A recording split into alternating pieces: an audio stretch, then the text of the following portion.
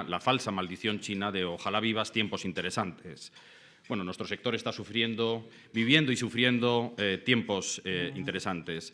Pero también es verdad que estos tiempos especialmente difíciles y convulsos también son una oportunidad para mejorar y progresar. Es el caso de la reciente polémica que ha surgido en torno a las hipotecas, que seguramente es lo que les preocupa a todos ustedes y de lo que tendremos tiempo para hablar, me temo yo, en extenso durante el coloquio.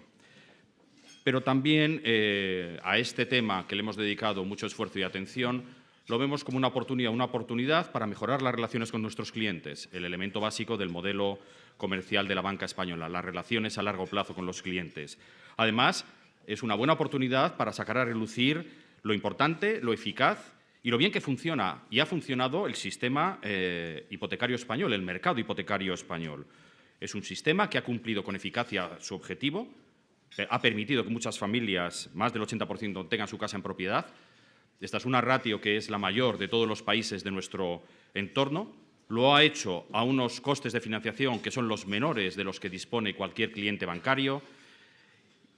Muy poca gente ha quedado excluida de esa posibilidad de tener la vivienda en propiedad y, además, en los momentos de crisis que hemos vivido, muy poca gente ha estado en una situación de de no poder pagar sus hipotecas. La morosidad de la cartera hipotecaria ha sido la menor de todas las carteras bancarias. Por tanto, todo esto ha dado estabilidad a las familias y a la economía española.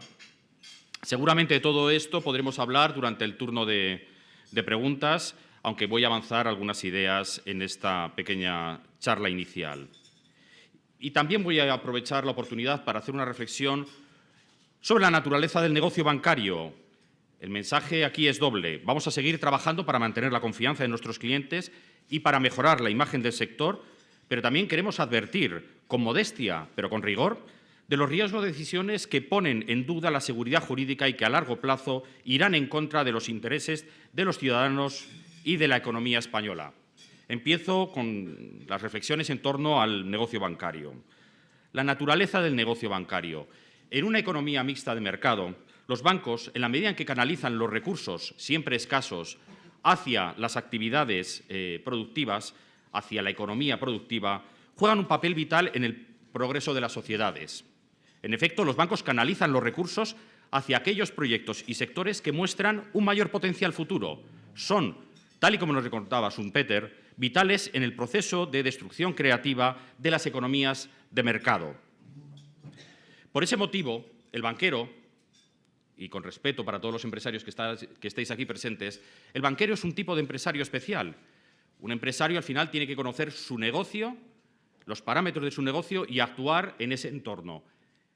Los bancos tienen la obligación de saber de todos los negocios, porque para evaluar la probabilidad de devolución de cualquier financiación tienen que conocer cómo funcionan todos los negocios. Es una situación, como empresarios, totalmente distinta a los otros sectores. Es un trabajo muy complejo, muy importante para el correcto funcionamiento de nuestras sociedades y de nuestras economías. Parte de ese proceso, evidentemente, pasa por negar la financiación cuando el proyecto carece de viabilidad. Como recordarán, Napoleón hablaba con desprecio de los financieros, decía gente sin patriotismo. Pues bien, hasta a Napoleón hay que negarle la financiación cuando su devolución no es viable. Y este es el papel, a veces difícil, que también tienen que jugar los bancos. Segundo elemento sobre el que me gustaría hacer una reflexión especial en cuanto a la naturaleza del negocio bancario que hace a los bancos unas empresas únicas. Me refiero a la transformación de plazos. Los bancos son los únicos intermediarios financieros que son capaces de transformar los depósitos transaccionales, nuestros depósitos, los depósitos que todos tenemos en nuestros bancos, en financiación a proyectos de pymes, créditos a pymes o créditos a vivienda. Cogemos pasivos de corto plazo y los transformamos en activos de largo plazo que permiten el desarrollo de nuestra economía y nuestras sociedades. Y lo hacen con seguridad, con fiabilidad y con eficacia. Y somos el único intermediario financiero que tenemos esa capacidad de transformar esos depósitos transaccionales en algo que genera riqueza en la economía. Es algo, en cierta manera, mágico, muy difícil, y únicamente los bancos están en posición de hacerlos. Por ello, en cualquier ecosistema financiero sano, el papel que juegan los bancos es fundamental. Sin los bancos no hay transformación de plazos y, por tanto, no hay capacidad de transformar esos depósitos de corto plazo en préstamos productivos a medio y largo plazo que permitan el desarrollo de las sociedades. Y esto me permite enlazar con la tercera reflexión. Los bancos como gestores de recursos ajenos. El negocio bancario tiene unos márgenes muy reducidos comparado con otros sectores. Estamos hablando de márgenes entre el 1 y el 2%. Ya nos gustaría a nosotros tener los márgenes comerciales de muchas empresas no financieras, pero la realidad del sector es la que es. Nuestros márgenes son muy estrechos. Ello nos obliga a trabajar con grandes volúmenes de recursos, parte de nuestros accionistas, pero fundamentalmente recursos ajenos. Como los márgenes son tan pequeños, el negocio bancario tiene que ser un negocio apalancado. Y esto es muy importante, porque nuestros accionistas nos importan, pero también nos importan nuestros depositantes. Nosotros somos conscientes de que somos gestores de un dinero ajeno y, por tanto, debemos ser especialmente prudentes a la hora de dirigir esos recursos hacia las inversiones, hacia los préstamos, la cartera de crédito. Un buen banquero siempre tiene que ser un banquero prudente porque se está jugando unos recursos que no son suyos ni de sus accionistas, que son de los depositantes. Podría continuar también hablando de la importancia de los bancos, el papel de los bancos en los mecanismos de transmisión de la política monetaria. Probablemente eso daría para unas 2 o 3 horas de coloquio. Lo vamos a dejar en algo más breve. Los bancos son el protagonista del mecanismo de transmisión de la política monetaria. La política monetaria transmite sus impulsos a la economía real a través del sistema bancario, también a partir de los mercados, pero sin el sistema bancario la política monetaria no sería efectiva. Y durante la crisis hemos visto lo importante que era tener una política monetaria que podía jugar su papel con efectividad. En definitiva, los bancos juegan un papel vital en la economía. La estabilidad financiera, que debe considerarse un bien público, depende de manera directa de la salud del sistema bancario. No después de ello, no nos debe extrañar que el propio Adam Smith, en su famoso libro La riqueza de las naciones, ya defendía la regulación del sector bancario. Nosotros aceptamos perfectamente que debemos ser un sector regulado porque somos un sector vital para la economía. Bienvenida sea la regulación, siempre que sea proporcionada, que haya un análisis coste-beneficio detrás, estable en el tiempo, ello compatible con cambiarla cuando en momentos determinados es necesario, y coherente. ¿A qué me refiero con coherencia? No tiene sentido regular a los bancos de manera muy estricta y dejar a los bancos en la sombra sin ningún tipo de regulación. Eso dará lugar a arbitraje y ese sistema regulatorio no es coherente. Por tanto, si la regulación es proporcionada, es estable en el tiempo y es coherente, nosotros no tenemos ningún problema con ser un sector regulado, aunque probablemente somos el sector más regulado de todos los existentes. Permítanme que ahora pase a hablar de la rentabilidad del negocio bancario, de la imprescindible rentabilidad del negocio bancario. Los bancos son empresas privadas, financiadas por accionistas que buscan legítimamente una rentabilidad acorde con los riesgos que asumen. Como en todo negocio privado, si la rentabilidad de los accionistas, el return on equity, está por debajo del coste de capital, el nivel mínimo de rentabilidad que exige el accionista y que tiene en cuenta el riesgo que él percibe en su inversión, ese negocio no será capaz no ya de atraer a nuevos accionistas, sino de mantener a los presentes en el accionariado. Un negocio que destruye valor tenderá inevitablemente a reducir su actividad en el futuro. Pero la misma reflexión se debe hacer sobre cada línea de negocio. Si la rentabilidad ajustada al riesgo de una determinada línea de negocio está por debajo de las exigencias del coste de capital, esa actividad deberá ser abandonada por el banco porque destruye valor, para centrarse en aquellas actividades que son rentables. Y no nos debemos llamar a engaño. Son las actividades que suponen un compromiso de recursos a muy largo plazo las que son más delicadas. Y por si faltaba alguna duda, efectivamente estoy hablando del crédito hipotecario. Creo que todos somos conscientes de que este sector, como cualquier otro, tiene que ser rentable para sobrevivir y que la rentabilidad positiva no basta, debe estar al nivel de los costes de capital. Y que el triple desafío de los bajos tipos de interés, las crecientes exigencias de capital regulatorio y de resolución y la revolución digital hace especialmente complicado alcanzar esa rentabilidad mínima exigida. Las cifras absolutas de beneficio no dicen absolutamente nada. Hacen un buen titular, yo lo reconozco, no nos vamos a engañar, pero no dicen nada. Aquí lo que vale es la rentabilidad relativa. Por eso, la medida del ROE es la adecuada para medir si un banco tiene una rentabilidad suficiente o no. Y en estos momentos, aunque estamos realizando un enorme avance en mejorar nuestra rentabilidad, todavía nos queda un camino por recorrer para alcanzar ese coste de capital. Todo esto parece obvio, ¿verdad?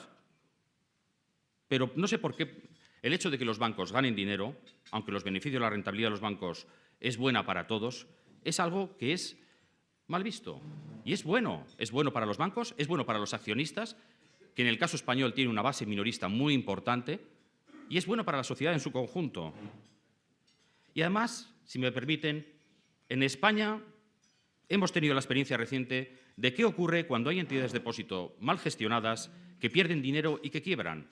Por lo tanto, tenemos que, entre todos, lograr que esa especie de estigma absurdo de que los bancos no es bueno que ganen dinero desaparezca. Los bancos, como cualquier otra empresa privada, es bueno que ganen dinero, siempre que sea a un nivel aceptable y que esté al nivel del coste de capital. Sobre la regulación del sector, hoy no voy a hablar de regulación de solvencia, ni de Basilea III, ni de Basilea IV, ni de resolución. Quiero centrarme en las normas de protección del cliente, conocida en nuestra jerga como normas de conducta o, en inglés, Conduct of Business Rules. Las premisas, o si se quiere, la arquitectura básica de este sistema es, en primer lugar, se establecen reglas muy prolijas y detalladas, muy costosas de aplicar, pero que ofrecen a las empresas de servicios de inversión, entre las que se encuentran los bancos, una garantía de puerto seguro si se aplican. Si tú cumples la norma, sabes que no vas a tener problemas. Es una norma costosa, muy detallada, pero en principio el cumplimiento ofrece un puerto seguro. El principio de libertad de contratación, junto con la protección del cliente minorista poco sofisticado, son los pilares básicos de este sistema. No se prohíbe más que en contadas excepciones la comercialización de productos. Además, esa protección del cliente minorista poco sofisticado no se extiende ad infinitum a todos los clientes, llegando al caso de que a inversores cualificados se les exige una diligencia debida previa, una responsabilidad individual. Por último, dentro del sistema de regulación de las normas de conducta, los tribunales, con el Tribunal Supremo en su cúspide, aclaran los elementos concretos de este régimen y delimitan, más allá de la norma, la frontera entre el inversor o cliente que debe ser protegido y aquel al que se debe exigir más por sus conocimientos o estatus financiero. El resultado práctico de este régimen ha sido la generalización de contratos muy prolijos y complejos. Pero debemos ser claros. Al igual que en el caso de los prospectos de los medicamentos, la complejidad de los contratos financieros son el resultado de la regulación prolija. La letra pequeña viene dada por la regulación. ¿Cuál es la situación actual en términos de este paradigma regulatorio de protección del cliente? El cliente se encuentra frente a formalismos que no entiende y la confianza se ha reemplazado por la frialdad de una liturgia regulatoria extraña. Los bancos se encuentran con que el cumplimiento de esa regulación tan costosa no les garantiza nada. No hay puerto seguro. Ni siquiera en el terreno jurídico la situación es clara, pues merced a lo que los jurídicos denominan cuestiones prejudiciales, hemos descubierto, no sin gran preocupación, que la instancia última no es el Tribunal Supremo, sino el Tribunal de Justicia de la Unión Europea. En definitiva, hay un creciente divorcio entre la protección formal y la efectiva, y esto no va ni en beneficio de los clientes ni en beneficio de los bancos. Además, la incertidumbre jurisdiccional sobre el régimen regulatorio se está cebando con negocios como el hipotecario, de largo plazo y de escaso margen, con efectos retroactivos muy dañinos y preocupantes. Permítanme ir concluyendo ya. Los bancos somos perfectamente conscientes de la necesidad de trabajar en mejorar las relaciones con nuestros clientes. Como siempre indico, el modelo español de banca comercial está dirigido a establecer lazos a largo plazo con nuestros clientes y en proveerles de buenos servicios a un coste razonable a lo largo de su ciclo vital, desde hipotecas a fondos de pensiones y productos de ahorro, pasando por servicios de cobros y pagos eficientes. De cara a futuro debemos establecer relaciones más sencillas y transparentes, pero también que eviten rigideces artificiales, esto es, que se permita la imprescindible flexibilidad para que la demanda de servicios financieros pueda ser correspondida con una oferta que se ajuste lo más posible a esas condiciones individuales. En esta reflexión de futuro, debemos valorar si la regulación actual de normas de conducta, prolija y costosa, no es además ineficiente tanto para los bancos como para sus clientes.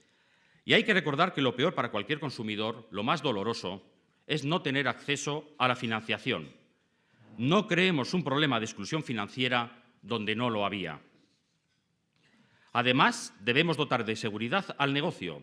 La actual situación de incertidumbre jurídica no es sostenible y debemos recordar que en presencia de incertidumbre la mejor decisión es no tomar ninguna, esto es, esperar y ver. Debemos valorar la competitividad del sector bancario español. Con gran frecuencia, las normas nacionales específicas, lo que se llama en la jerga regulatoria el gold plating, provoca, con la mejor de las intenciones, regímenes regulatorios pesados y poco competitivos. Debemos valorar cada respuesta nacional, plantear si tiene sentido en el contexto europeo y, si es así, planteemos respuestas coordinadas en Europa y, por último, respetemos el principio de proporcionalidad a la hora de implementarlas. Pero también debemos empujar la educación financiera en todos los estamentos y a todos los niveles, los profesionales y los de la función pública incluidos. No puede ser que dediquemos más tiempo, cuando vamos a adquirir un coche, a elegir la pintura o la tapicería, que analizar las distintas opciones de financiación. ¿Qué decir del préstamo hipotecario? La decisión financiera más relevante probablemente en nuestras vidas. Tenemos que prestar un mínimo de atención en la contratación de productos financieros relevantes. Y los bancos aquí tienen también una función crucial que jugar, que es la de facilitar a sus clientes toda la información que necesitan para tomar las mejores decisiones de forma autónoma e informada. Por concluir, como ya he dicho recientemente, no conozco una sociedad próspera sin un sistema bancario sano y capaz de financiar el progreso social. Nos guste o no, el futuro de la sociedad depende del futuro de la banca. Muchas gracias.